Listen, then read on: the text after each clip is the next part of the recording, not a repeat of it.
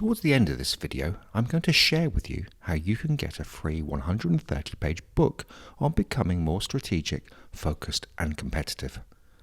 The book takes you through an 8-step strategic planning process that helps you create and articulate your winning strategy, set goals using the OKR framework, and create a launch event and form weekly execution rhythms that keep everyone on track. You should also check out the free Miro board that makes it easy to manage planning workshops.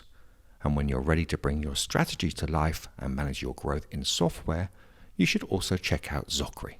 Zocri makes managing your strategy, OKRs, culture, and people easy, improving productivity and focus whilst reducing your execution risk.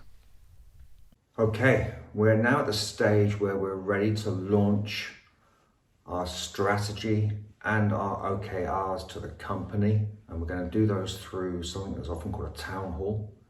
And what being incredibly public about all of these things does is creates a level of accountability that keeps everybody on track. When we declare things publicly, we're more likely to succeed in achieving them. We're also then able to be more of a team. We're able to support other people in what they're trying to achieve because we've understood and created a debate and a dialogue. What the benefit of beginning, mid, and end of quarter town halls might give you as a company.